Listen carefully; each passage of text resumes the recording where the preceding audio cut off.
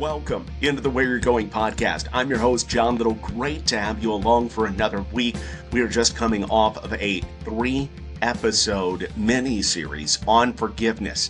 It was absolutely incredible. We looked at it from the counselor's perspective with Lee Richardson. Peggy Easterling brought the perspective of someone who had some people to forgive in her life and how forgiveness ended up helping her let go of some things, obviously, and go to new places in life. And then we looked at the biblical perspective on forgiveness with my pastor and good friend, Jason Hillier. So I'm so excited for that. I'm so proud of it. And I'd love for you to check it out. Please do give it a listen if you possibly get a chance. And make sure, if you're enjoying the Where You're Going podcast, that you're rating and reviewing the podcast wherever you get it. If you're on YouTube, just drop us a little note on what you liked about this particular episode. And I know you're going to love this episode. Terry Tucker is our guest. How to describe Terry? He's been a college basketball player, a marketing executive.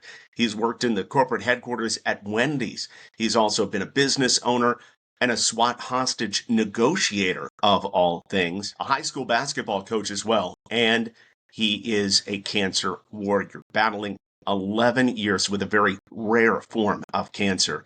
And his journey, his battle against cancer and how he's attacking it will awe and inspire you today. I am so excited for you to meet Terry Tucker. Terry, thank you so much for being a part of the show. I really appreciate it. Well, John, thanks for having me on. I'm really looking forward to talking with you today. I love your bio. It is, like I was telling people before we, brought you on. I mean, it's just all over the place, whether it be an NCAA basketball player, you worked in the corporate, offices of Wendy's, all the way through police work, and now what you do to motivate, to inspire, to love on people. I would ask this, is there any one line of connection that goes through that multifaceted resume that you got going on? I think where it all started, and I think the line that continues to this day, is really with my parents, our family. My parents taught us the value, my brothers and I don't have any sisters, taught us the value of family, of loving each other, of caring for each other, of supporting each other. And I always say that my parents used to do what I call divide and conquer parenting, where, I would have a game on a particular night at a certain time, and then my brother would have a practice at the exact same time somewhere else. And so my parents were, okay, I'll go to this and you go to that. And I have two brothers. We all played college athletics. I have one brother that was drafted by the Cleveland Cavaliers and the National Basketball Association after that. So sports athletics was always something that our family revolved around. Everything we did revolved around that. And my parents gave us every opportunity to be successful, with the understanding that academics always came before sports. We always had, if you don't have a C average, you're not playing. I don't care how good you are and stuff like that. So I would say the answer to your question is really what our parents taught us from an early age, that I think my brothers and I have continued on through our adult lives as well. That is awesome, Terry. And I love, and by the way, everybody, I know you can't tell here, but Terry just towers over me. He's 6'8" worth of man, and I'm only 6'1". So, that's all right. Feeling a little bit intimidated, but it's okay. Coming out of college, family kind of was an early priority for you, even in, taking your first job, working your first job, as it really was a pivotal moment, a pivotal time for your family there early in your working career. If you look at my resume, it really does look kind of like a Super Bowl went off and it's just all over the place. But the backstory of it is really, I always felt my purpose was to be in law enforcement. And my grandfather, my dad's dad, was a Chicago police officer from 1924 to 1954. So he was in Chicago during Prohibition, when alcohol was outlawed in the United States, during the Great Depression, late 1920s, early 1930s. And when the gangs, Al Capone and those guys were sort of shooting up the town.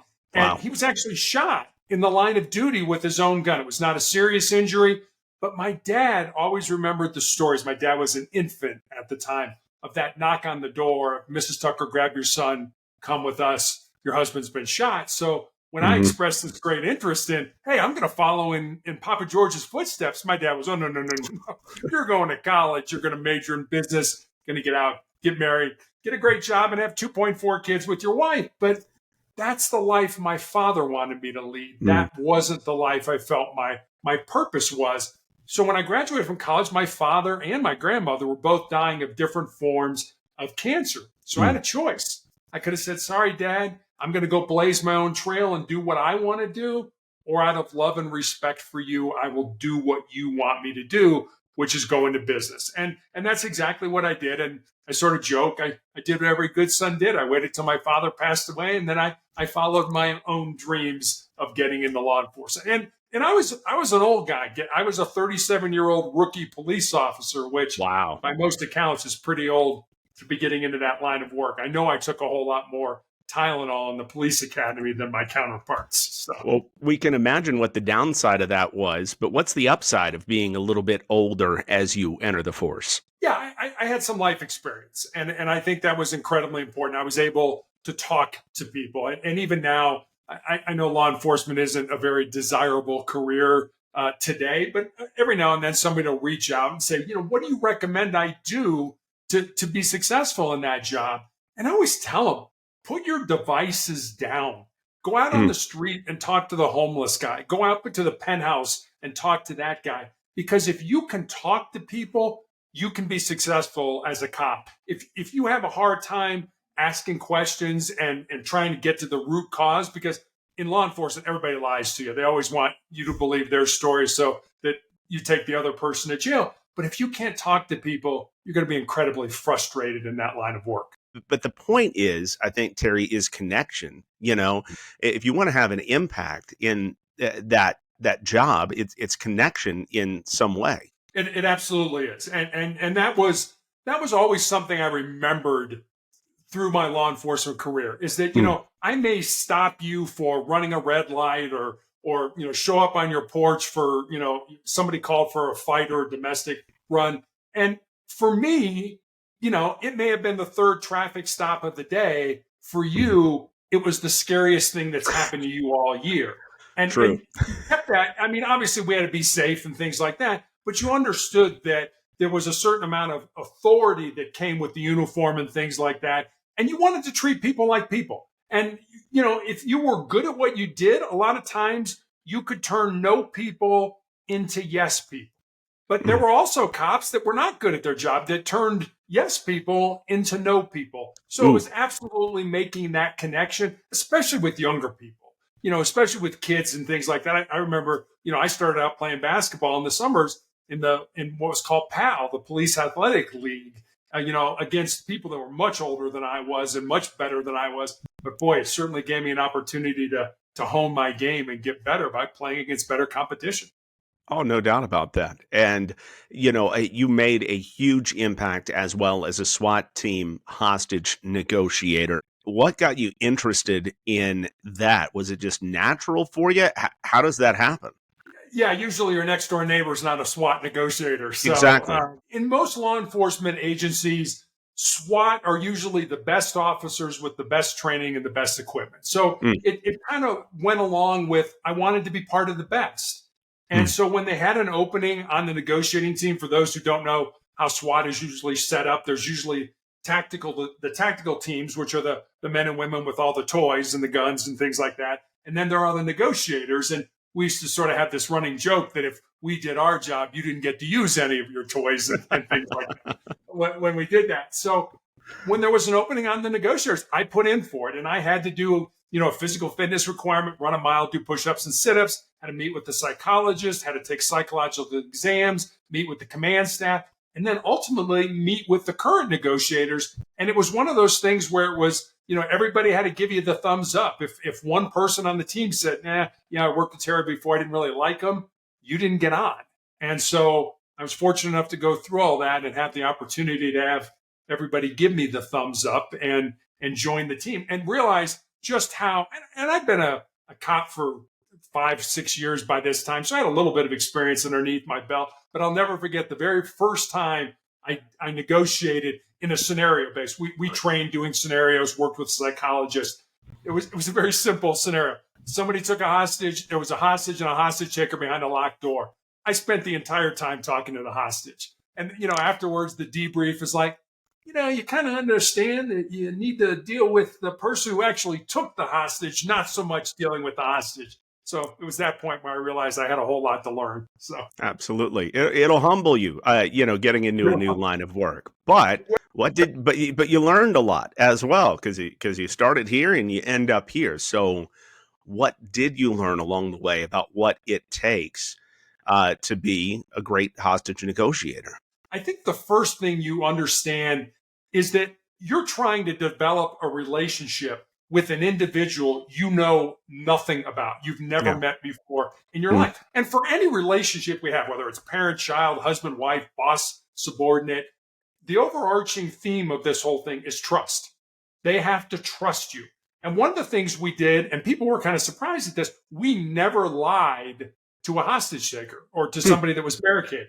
They would say to us, hey, I'll put the gun down or I'll let the hostage go, but you got to promise me I'm not going to go to jail. And we would have to say, I'm sorry, when you come out, you are going to jail. And then we would try to deflect the conversation to something that was more pleasant. Sometimes it worked, sometimes it didn't. So trust was really what we were trying to get at. The other thing is, and I'll never forget this, they gave us a formula when we started as negotiators. And I'm going to try to remember, it was 73855. And it had to do with how we communicate with each other. And what that formula stood for was 7% of our communication were the words that we used. 38% of it were the tone of voice that we used with those words. And then 55% of it was our body motions and our facial expressions. Wow. And if you think about it, as a police officer, 99% of what we did was face to face with another human being. So I could take visual clues from what, if you were standing there and I was talking to you and you were balling up your fists, well, I might say, well, maybe you want to fight me. Or if you were kind of, looking around or something like that, well, maybe they're trying to run from us. So you could do something about it. You could mitigate. You could handcuff them, sit them down, put them in your car, whatever was appropriate. But as negotiators, I didn't have that ability. I may say something to somebody, but I didn't see them kind of, oh, God, what an idiot. I didn't see that. And so we had to figure things out based on what people were saying, what they weren't saying, and how they were saying it. And I'll finish with this. The other thing was the importance of listening in our lives. And I'm sure you're honest. Like, well, of course, Terry, we all listen. We really don't. I'm talking about listening to understand versus listening to respond. You and I may be talking and it may be, in my head, I'm like, hurry up, John, say what you're going to say because I want to get my 2 cents in there. That's listening to respond as opposed to, okay, John, I understand what you're saying. I may agree with you. I may not agree with you, but help me to understand where you're coming from. Now we're having a dialogue. Now we're having a conversation. Now we're interacting like human beings. And when you do that, you can learn a whole lot more than, hurry up, John, say what you're going to say because I want to get my 2 cents in there. Listening to understand, was that natural for you? Or once you figured that out, did that help other relationships in your life? As if, you're not negotiating hostage surrender, but at the same time, a lot of our lives are spent just trying to navigate relationships and, use the right words and the right emotions and also the right body language. Yes. I think being a good police officer in general, you have to be curious. You have to be, oh, they said that. Well, what does that mean? And I think if you do that, if you're a curious individual, you can be a good negotiator. You can, oh, I blew that. Okay. Sorry. All right. Let's talk about this. Oh, wait a minute. You said this. What does that mean to you? And a lot of times we stayed away from why questions. We would ask how and what questions because why questions sound accusatory. Well, why did you do that, John? Oh, wait a minute. Is he trying, is he accusing me of something? So how and what questions were better? Yes, I had all these techniques and then I would go home with my daughter and they would go right out the window because then the emotion would come. It would be like, yes, I know how to do this, but my daughter's, ticking me off right now. So, all that went out the window and I did something stupid or I yelled at her or something like that. So when you didn't have that emotional connection, it was a lot easier to do than when you're talking with your wife or your kids or something like that. It's much harder to do, even though you know what to do. The emotion side of it makes it much more difficult. Yeah, I'm going to try that with my kids, though. I promise I'm going to try. Not, why are you doing this? It's so, tell me, Braylon, how did we get here today? Yeah. What got us to this point? Yeah, that What got sounds a us to lot this more. point? Exactly. Try it, see what happens.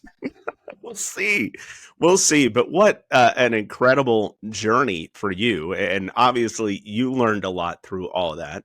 But that sets us up to get a feeling of what kind of interesting guy that you are. And that's just, expanded as your life's mission has continued on as well. But a big part of your story now is a battle with a very rare form of cancer that's still ongoing. In fact, I asked about, scheduling this interview for last week. You had treatments going on, and this is not the first year that's been the case. It's been more than a decade now. Take us through the cancer journey.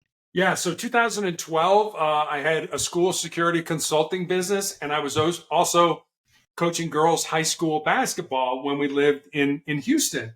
And I had a callus break open on the bottom of my foot, right below my third toe. And initially didn't think much of it because as a coach, you're on your feet a lot.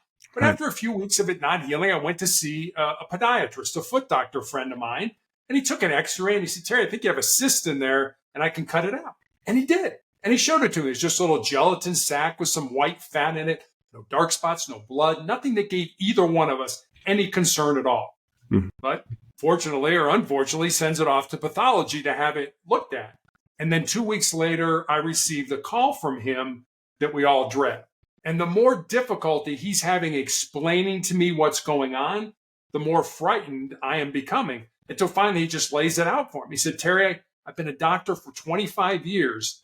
I have never seen this form of cancer. You have a rare form of melanoma. And most people think of melanoma as too much exposure to the sun affects the melanin, the pigment in our skin. This has nothing to do with exposure to the sun. And he said, because your cancer is so rare, recommended I go to MD Anderson Cancer Center in Houston and be treated. And so I did. I had surgery to remove the tumor on the bottom of my foot, surgery to remove all the lymph nodes in my groin, and then I had a skin graft to close the wound on the bottom of my foot. Unfortunately, at the time, melanoma was a death sentence. They were like, look, the only thing we can offer you is surgery. If it's somewhere we can cut it out, we'll do that. Otherwise, we don't have anything for you. You'll probably be dead in 2 years. So they put me on a weekly injection of a drug called interferon, as my oncologist used to say, to sort of kick the can down the road. We're just going to try to buy you more time. Interferon, as you and I were talking about earlier, basically for me gave me severe flu-like symptoms for 2 to 3 days every week after each injection. And I took those weekly injections for almost 5 years. Wow. So if we've all had the flu, if you can imagine having the flu every week for 5 years. And as I said, that wasn't a cure. That was, we're trying to buy you more time. 5 years of interferon. Eventually the drug became so toxic to my body that I ended up in the intensive care unit with a body temperature of 108 degrees, which is usually not compatible with being alive. So I had to stop the interferon. And almost immediately, the cancer came back in the exact same spot on my foot. That necessitated the amputation of my left foot in 2018. Cancer worked its way up my leg in 19, 2 more surgeries. And then in 2020, an undiagnosed tumor kind of in my ankle area grew large enough that it fractured my tibia, my shin bone.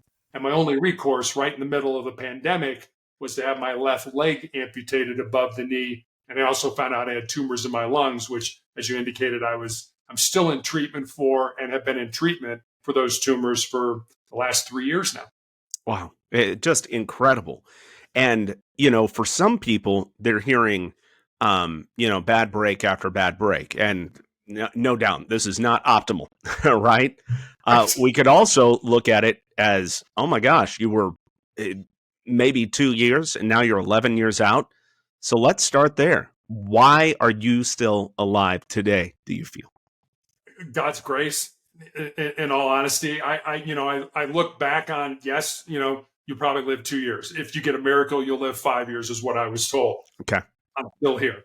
I somehow managed to survive, a foot amputation, a leg amputation, and now tumors in my lungs. And I'll give you an example. So find out I have these tumors in my lungs, have my leg amputated. About 8 months later, my oncologist shows me my CAT scan. And I had no medical background. I don't know how to read a CAT scan, but you can kind of look at it and be like, boy, that sure doesn't look like it belongs there. Right. I had these big tumors in each of my lungs, and I had fluid all around the pleural spaces, sort of on the outer portion of my lungs. Hmm. And I remember looking at my oncologist and saying to him, how was I alive? Hmm. And he kind of got this grin on his face and sort of shook his head and said, I don't know, because you shouldn't have been. Which said to me that God's not done with me yet. When I die, where I die, how I die, way above my pay grade. So don't spend a lot of time worried about that. Spend a lot more time worrying about or concerned about living. And, I talked about being on interferon for 5 years, and I really felt that there was sort of two portions of life. There was people that were living and people that were just not dying. Wow. And I felt I was in that not dying category. And I prayed to die during that period of time. I was so sick of being sick all the time that I was like, look, God, I'm not doing anything here. I'm not adding anything to this world. I'm just detracting. Take me out of this. And obviously he didn't. But what he did was give me the strength and the courage to literally worry about today. Today's the only thing I can worry about. I don't worry about tomorrow, how I'm going to survive tomorrow. I just got to worry about surviving today. And sometimes surviving a day or, winning the day was literally, I've got to get out of bed and I've got to walk to the couch where I'm going to sit for the rest of the day. That was winning the day. I know it doesn't sound sexy or anything like that, but that was literally surviving on that particular day. That is just incredible. And, we talk a lot on this show about, it's not about where you are, it's about where you're going. And a lot of us want to have these vast visions for our life and, say, it could be something very selfish, like I'm going to retire early, or I'm going to have the hottest wife, or, whatever the case may be. And there's not necessarily anything wrong with those things. It's just, we want to look forward to these big things, but sometimes it sounds like where we're going and what you have learned along the way is it's just about today. It's just about being the best we can today. And what a lesson that we can take from you along the way as well. And when did you take this from, all right, I'm just trying not to die, to I'm living? Because it's obvious that you are living now, you're influencing people. How did that all start to roll? Yeah, that's a great question. It's interesting. I didn't have any great visions of, I'm going to turn this into something positive. Yeah. But again, being a curious individual, and always, I think, wanting to be a lifelong learner. And I think we should all strive to do that. We should die learning. Is that, you're a curious individual. What is supposed to happen here? Why am I going through this? And I think I've learned absolutely two absolutes from cancer. Number one, I don't think truly know yourself down in the depths of your soul until you've been tested by some form of adversity in your life. And the second thing I'll say about cancer is that it's made me a better human being. It's made me appreciate more of the important things in life, my relationship with God, my relationship with my family, my relationship with my friends.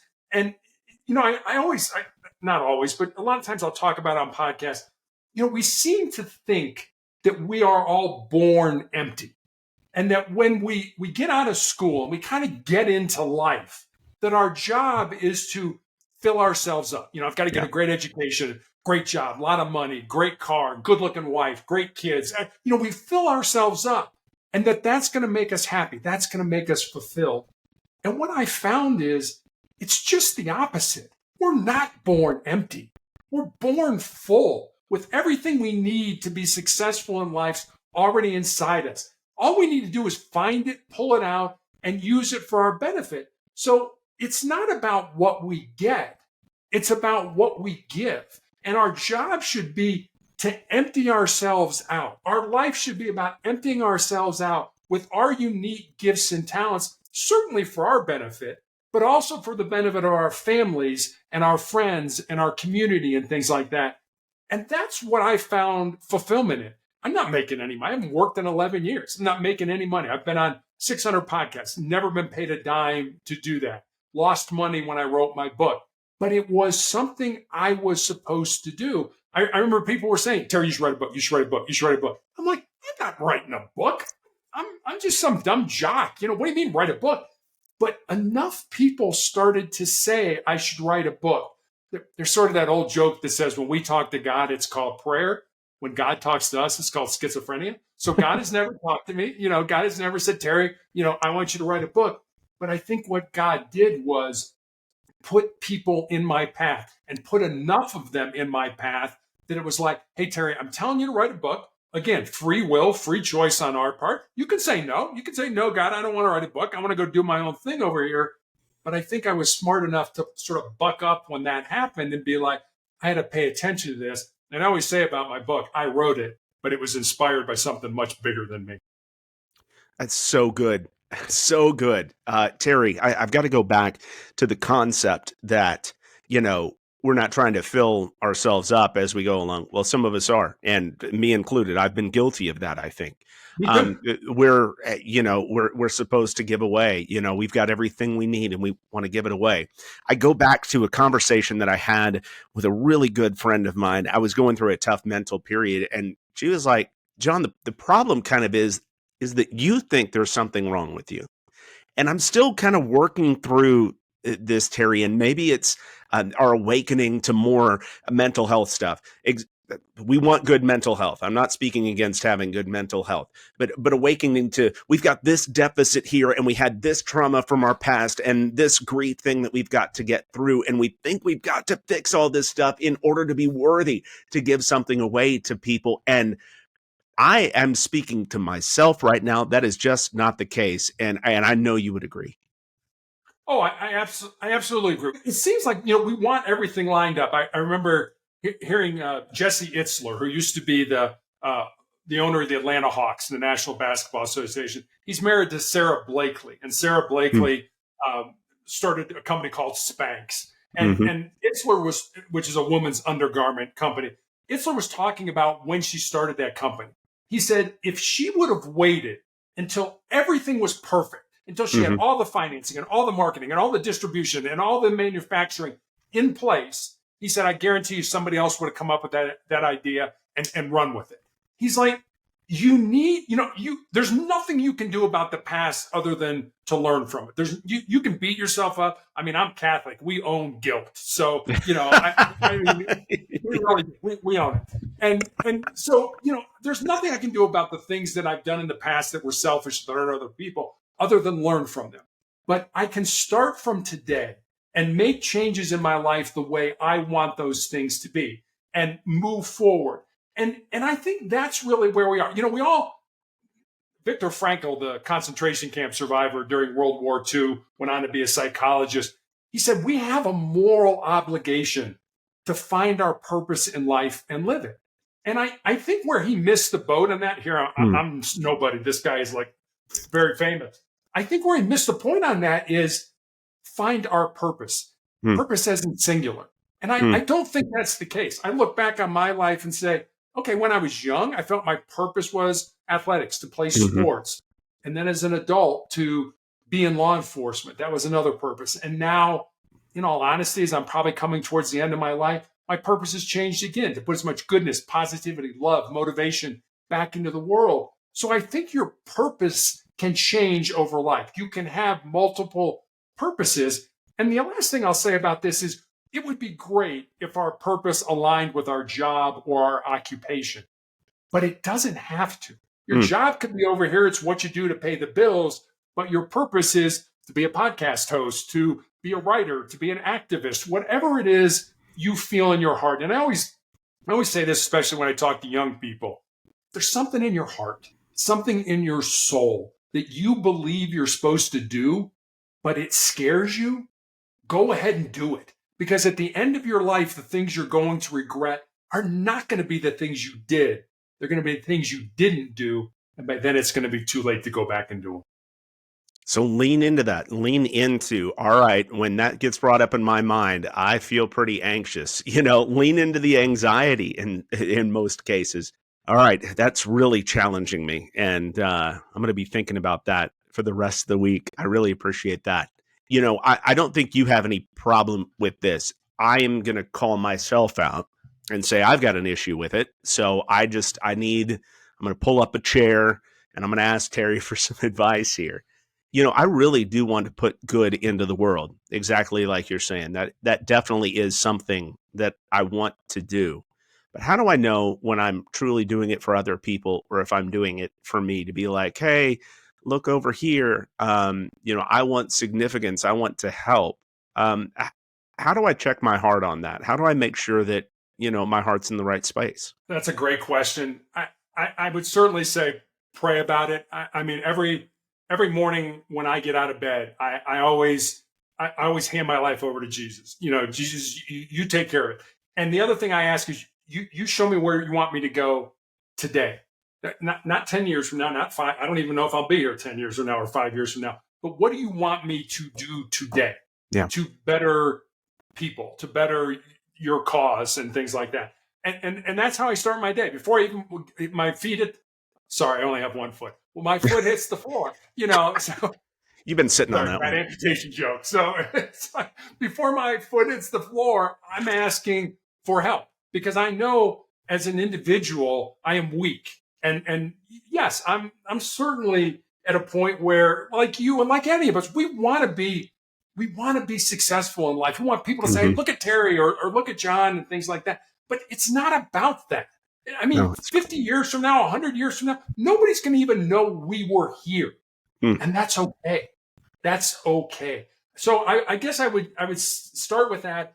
And then I would say, just be yourself. Be authentic. Don't try to put on airs. Don't try to, because people can sense that. They can sense when you're faking it. And it's like, you and I were talking before we jumped on, and it's like, I always feel that anything I say on a podcast is something that I can also walk that walk. Because if I don't know anything about it and I'm just out there BSing it, people are going to say, oh, Terry doesn't know what he's talking about. So be authentic, be genuine, and want to make a difference in people's lives.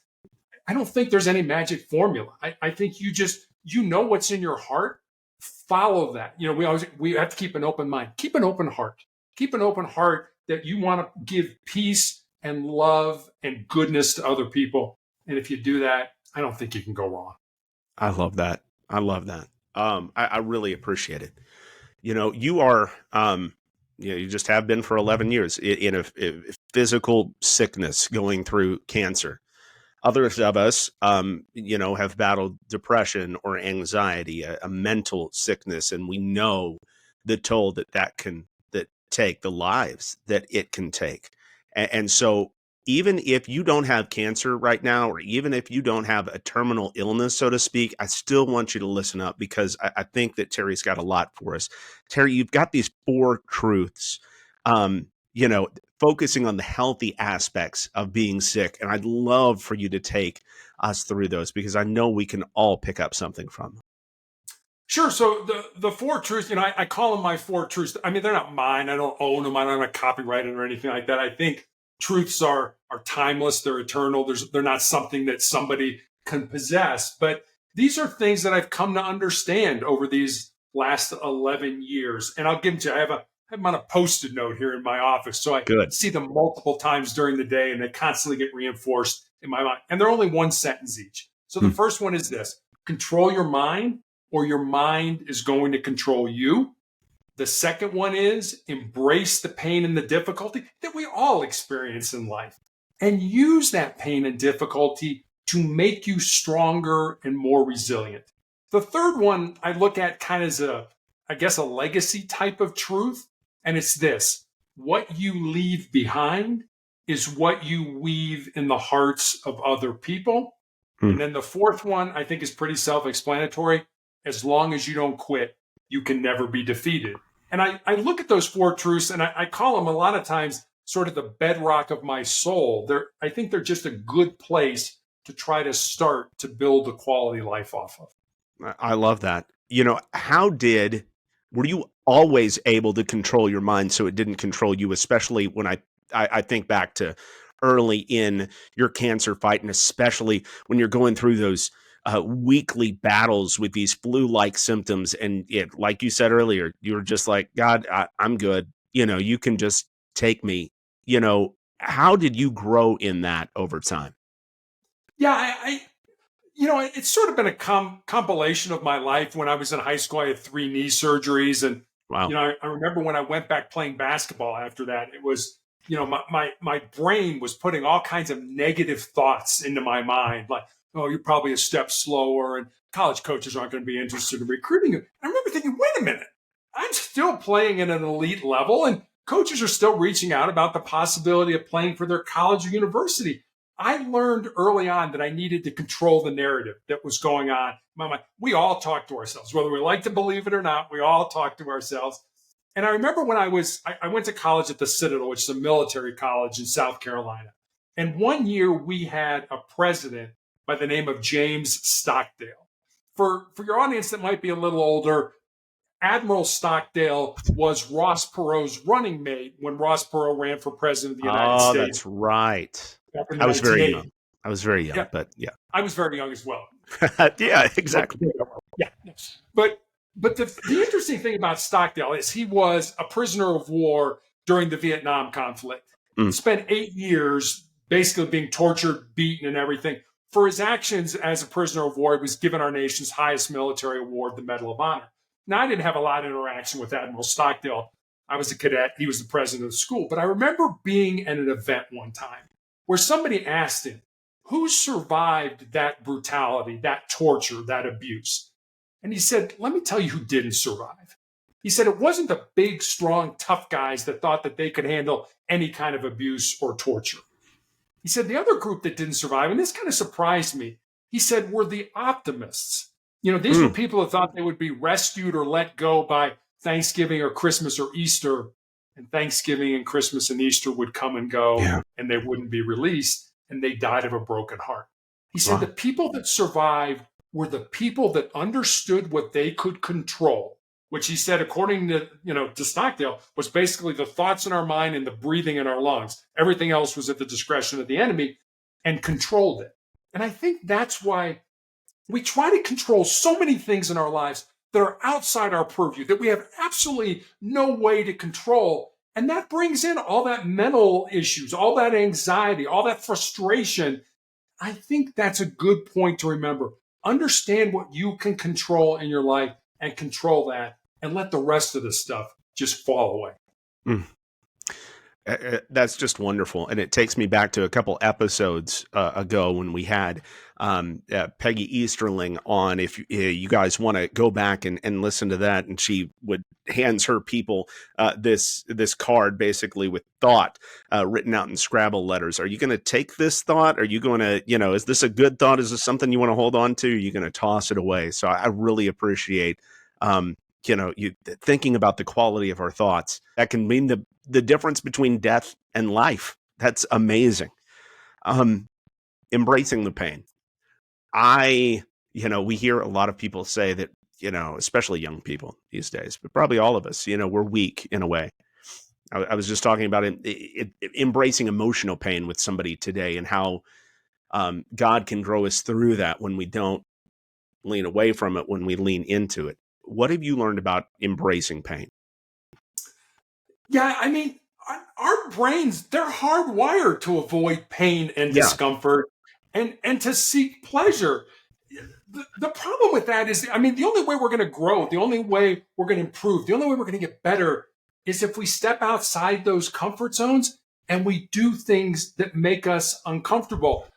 My players will tell you, when I was coaching high school basketball, I used to constantly remind them that they needed to become comfortable with being uncomfortable. So that begs the question, how do you become comfortable in your life?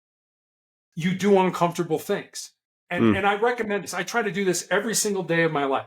Do one thing every day that scares you, that makes you nervous, that makes you uncomfortable, that's potentially embarrassing. It doesn't have to be a big thing.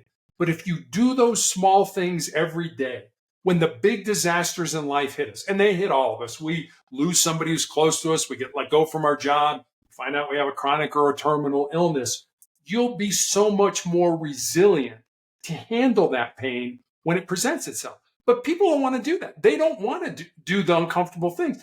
And people ask me, well, like what?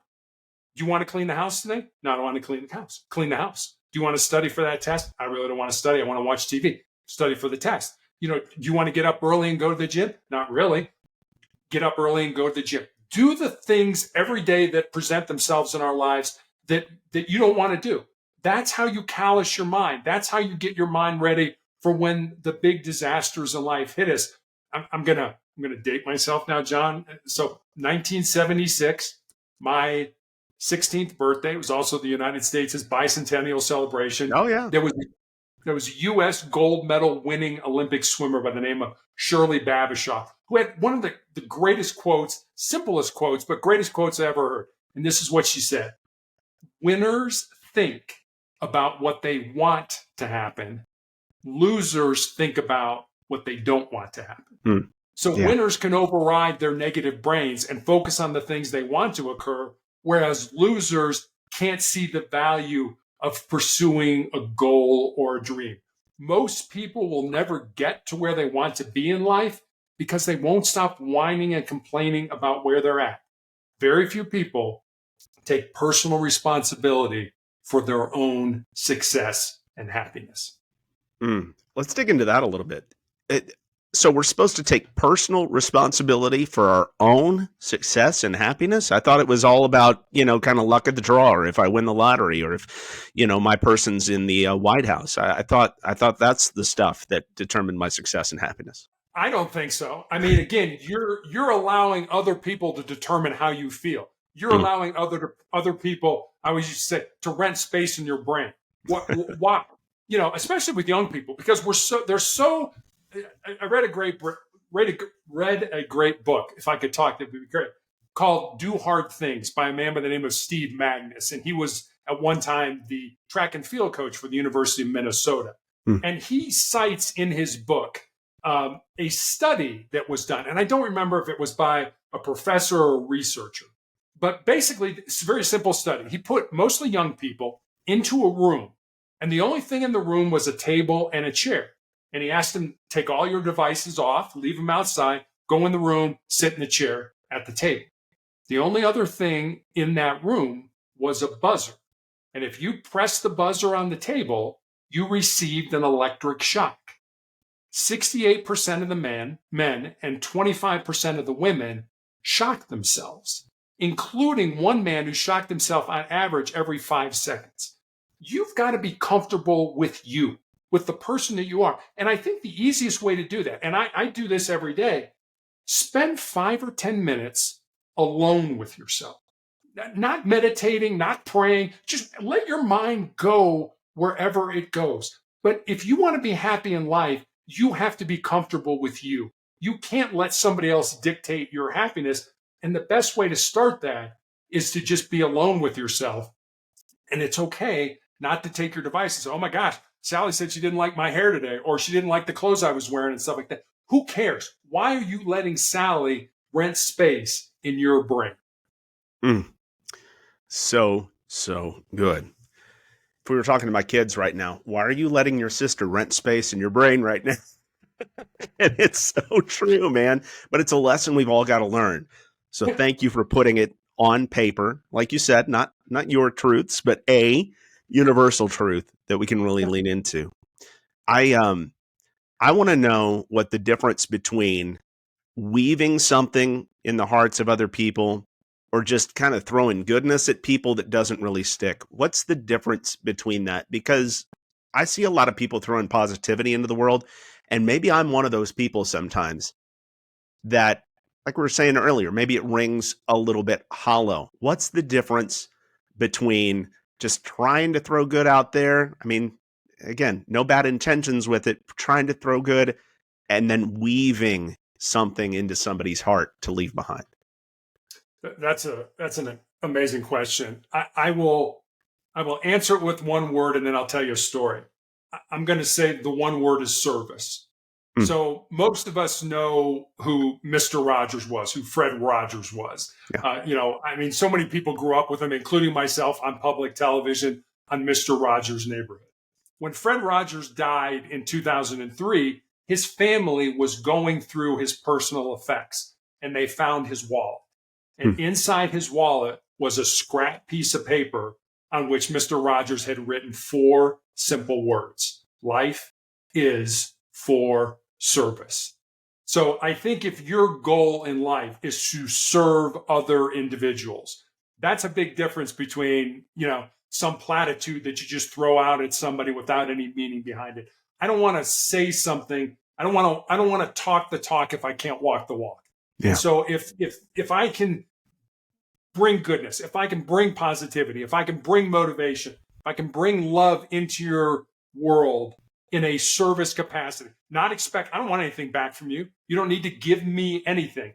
I just want to do it for you. So I guess a long-winded answer to your question is I want to be able to serve other people. I don't think that's long-winded at all. It's also not a word. So totally messed up the English part of that. No, I do that all the time. So you're all good, man. And I'm going to let that sit, just thinking about service. And that's something that's going to be left with people rather than, just words or something like that. You haven't quit. I think about, and I'm sure there are stages of it, my friend, where, if they told you off the bat that, you're going to go through 11 years and here's how it's all going to go, and it's going to be really trying and hard, and here's the totality of the pain that you're going to go through. Hey, maybe in a weak moment, you might have wanted to raise the white flag. But God gave it to you in doses that you could tolerate with his help at the time to take you into a new place with him. And, now you are here 11 years later, remembering that as long as you don't quit, you can never be defeated. Obviously, there was a time where you wanted to quit. What kept you from quitting? Every time I go to treatment, I want to quit. My wife will tell you, sometime during that Sunday before I start, 4:00 Monday morning, I'll be like, I don't want to do this. I don't want to do this. I think a lot of things, certainly my faith, but I think it's something that goes back to when I was a kid. I started playing basketball when I was 9 years old and played all the way up until I was 21 when I graduated from college. And I think what team sports taught me, and I think for me it was sports. I think it could be whatever team you're part of, your family, your colleagues at work, whatever it is. Yeah. Is the importance of being part of something that's bigger than yourself. You realize on a team that if you don't do your job, not only do you let yourself down, but you let your teammates down, your coaches down, your fans down, etc. And if you think about it, the biggest team game that we all play is this game of life. And I'm on a clinical trial drug now that more than likely is not going to save my life. It's kept my tumor stable. But the way I look at it is, and the reason I keep going to treatment is that maybe 5 years from now, maybe 10 years from now, somebody's life will be saved based on the data that the doctors are gleaning from my blood tests and my scans and things like that. And to me, that's being part of something that's bigger than yourself. My nurses ask me all the time, why do you keep doing this? Yeah. Why do you keep coming here every day for a whole week, take this drug, throw up violently, shake like crazy, have a bad head? Why do you do this? And I always tell them, it's bigger than me. This isn't just about me. If it were about me, I would have quit a long time ago because I'm weak. I am absolutely, positively weak. There are days when I have those reactions where I cry, where I get down, where I feel sorry for myself. But the other part of this is hope. And I'll tell you a story.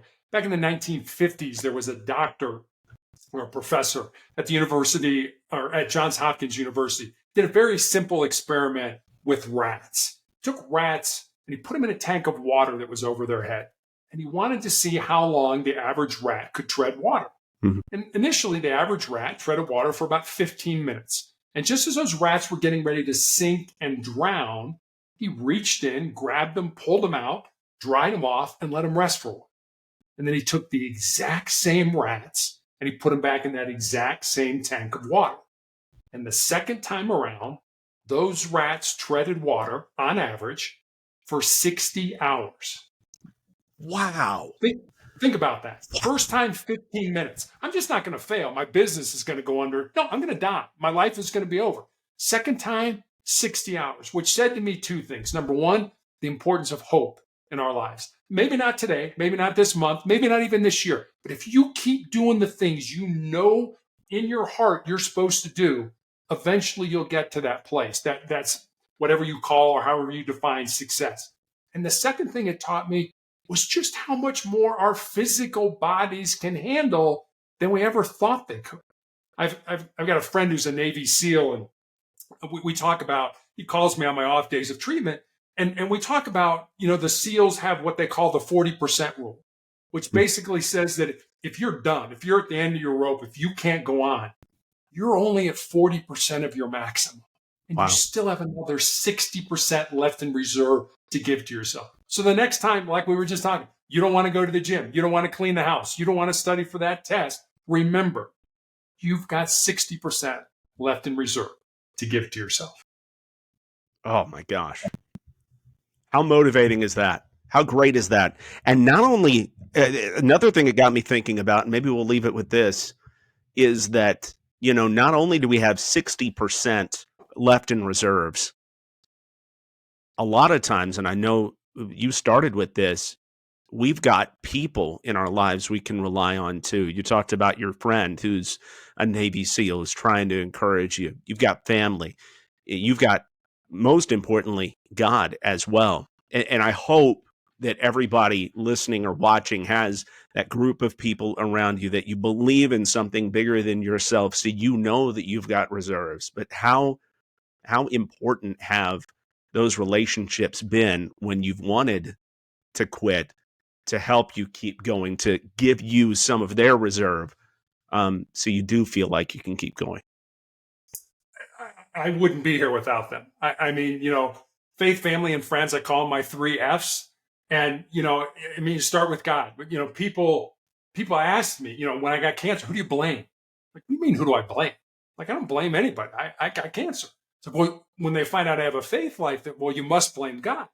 And I said, no, I don't think God got up on a Tuesday morning, checked his to-do list and said, Terry Tucker, cancer today? Absolutely not. But I do think God has given me the strength when I have been at my weakest, when I've been my most depressed, down, I can't do this anymore, I don't want to do this anymore, to say, keep going, keep moving forward. So God, incredibly important. Family, it's my wife and daughter and I. My brothers are still alive, so is my mother. I'll tell you a quick story. After I had my leg amputated, my doctor wanted to put me on chemotherapy for the tumors in my lungs. And I was 8 years into this fight. And I looked at him and I said, is it going to save my life?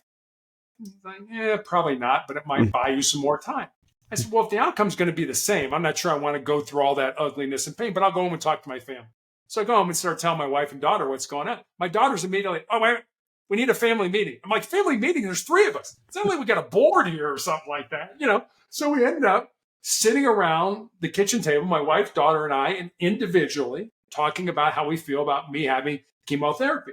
And when we're done with that, my daughter's like, all right, let's take a vote. How many people want dad to have chemotherapy? And my wife and daughter raised their hand. I'm like, wait a minute. Am I getting outvoted for something that I don't want to do? Oh. But I remembered when I was back in the police academy, our defensive tactics instructor used to have us bring a photograph of the people we loved the most to class. And as we were learning techniques to defend ourselves, we were to look at that photograph because he reasoned you will fight harder for the people you love than you will fight for yourself. So I took chemotherapy, not because I wanted to, but because I love my wife and daughter more than I love myself. And in hindsight, it was the bridge that got me to the drug that I'm on now. And then finally, my friends. And this was really kind of interesting, and I still think about this a lot. The people who I thought would be there for me, that would be in the foxhole with me, that would never leave me, many of those, especially because I was in my early 50s when I got cancer, were like, I can't deal with it. I can't watch you go through this because I see myself in you. And then the people who I never thought would be there for me have been with me every step of the way during these last 11 years. So faith, family, and friends, incredibly important. Wouldn't be here without them. Golly, what an incredible last hour this has been. And there is so many of these stories and podcast appearances and just nuggets of incredible wisdom at motivationalcheck.com. What do you try to do with motivationalcheck.com, my friend? Basically put as much goodness, positivity, motivation, love out into the world. I mean, it really, I put a thought for the day up every day. With that thought comes usually a question about how maybe you could apply it in your life. On Mondays, I put up the Monday morning motivational message. I have recommendations for books to read, videos to watch. You can leave me a message, all of that, motivationalcheck.com. We all need a motivational check. That's for sure. I need that. And I know the last hour has been that for me. And I know it has been for those partaking in the show today. Thank you so much, Terry, for giving us an incredibly valuable hour of your time. I really appreciate it. Well, John, thanks for having me on. I really enjoyed talking with you today. Thank you. My new friend, Terry Tucker. Terry, thank you so much for being on the show this week. And if you have something you want to hear about on the podcast, I want to hear from you. Reach out at whereyourgoingpod@gmail.com. whereyourgoingpod@gmail.com. And again, make sure to rate and review the show wherever you find it, and share the show with somebody today if this meant something to you. Thank you so much for listening to the Where You're Going podcast. We'll talk to you next week.